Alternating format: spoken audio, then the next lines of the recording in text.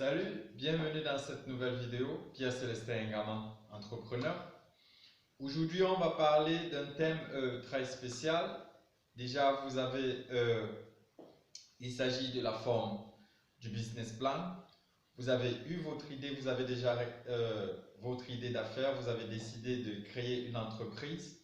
Si vous n'avez pas encore une idée d'affaires, je vous conseille de regarder ma vidéo sur comment trouvé une idée d'affaires.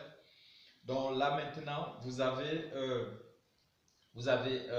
trouvé votre idée d'affaires et il vous faut passer à l'étape suivante.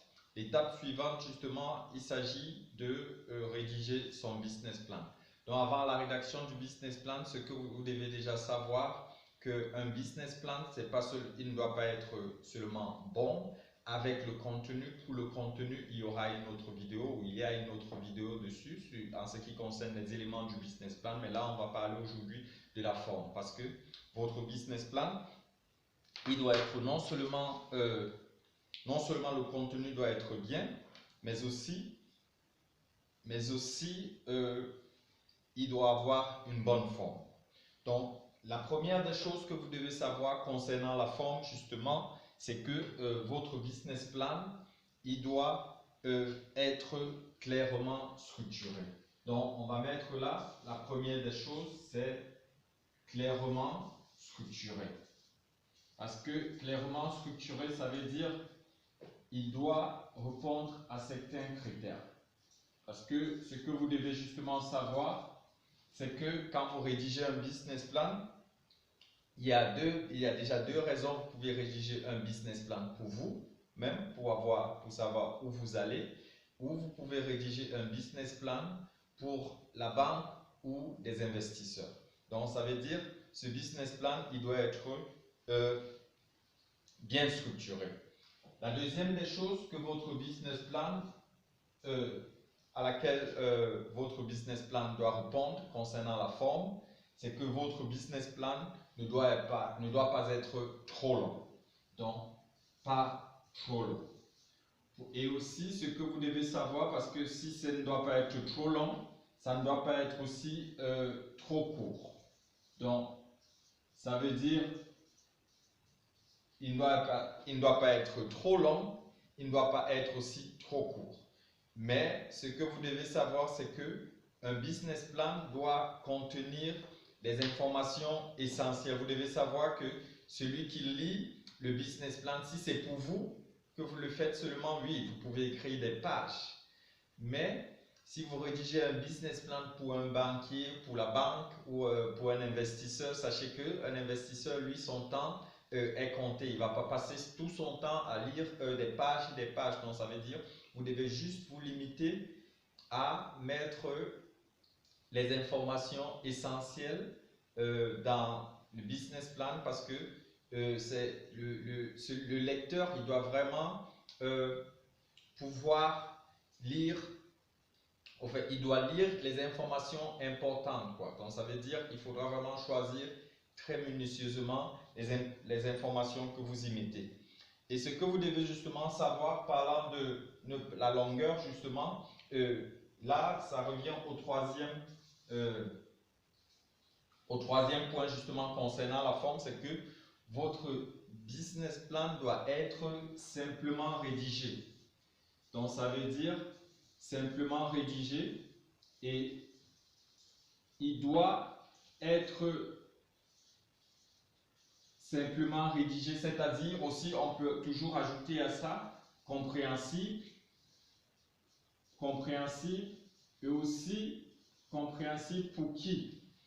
Parce que vous devez vous dire, vous le rédigez simplement, n'utilisez pas, vous pouvez utiliser, si peut-être vous êtes informaticien ou bien vous êtes dans un domaine peut-être de la science ou de la physique, je ne sais pas quoi, mais utilisez des thèmes justement que même un enfant pourra peut-être comprendre, quoi. Parce que dites-vous que l'investisseur, peut-être il n'est pas de votre domaine, mais il veut y mettre son argent. Donc, ça veut dire pour lui, c'est de comprendre facilement pourquoi il devrait investir dans le projet. Parce que s'il a encore vous lui donnez encore la tâche d'utiliser des mots où il devra aller chercher, ok, ça veut dire quoi, ça lui prendra le temps et ça ne lui mettrait pas trop en confiance à y investir parce que ce temps-là, il n'aura pas et c'est comme ça que vous aurez perdu un investisseur. Donc, ça veut dire que vous devez justement rédiger votre business plan le plus simple possible pour que ce soit justement compréhensible même pour un enfant.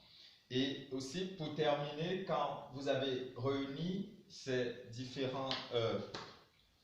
trois critères-là, parce que c'est justement les trois critères en ce qui concerne la forme qui sont très importants. Quand vous avez fini votre business plan et que vous êtes sûr que vous avez respecté ceci, parce qu'il faut faire vous-même la relecture.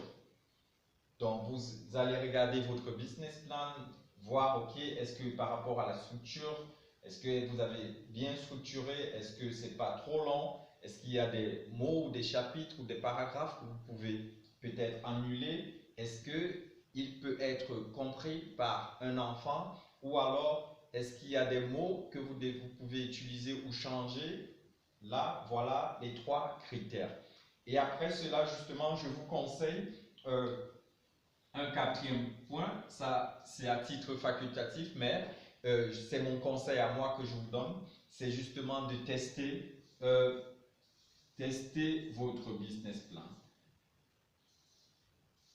Quand je dis tester votre business plan, ça ne veut pas dire que vous allez commencer à tester votre idée d'affaires, non, mais c'est juste, faites un exemple simple, donc donnez votre business plan à votre partenaire ou si vous avez un enfant qui est déjà un peu grand, donnez-lui cela, ou alors à un collègue, donnez-lui votre business plan et demandez-lui de lire et demandez son avis pour lui, comment il trouve, s'il trouve que vous avez respecté la structure, s'il trouve trop long, s'il trouve, et ainsi, après ce feedback, vous pouvez effectuer des modifications, ça va dépendre de vous. Donc, c'est le conseil que je vous donnerai en ce qui concerne la forme du business plan. Donc, vous devez retenir qu'il y a ces trois formes, clairement structurées, pas trop long, pas trop court, simplement rédigé et pour terminer, vous devez faire tester votre business plan. Donc, vous pouvez aussi, pour tester justement votre business plan, vous pouvez aussi le donner à un conseiller financier de lire pour la lecture, mais le plus souvent, ces gens-là, ils sont un peu difficilement accessibles, mais vous pouvez demander à votre banquier, justement, si vous avez de bonnes relations avec votre banquier, vous pouvez lui demander son avis sur ce business plan avant de donner la version finale, quoi. Donc, voilà ce que j'avais à partager dans cette vidéo avec vous.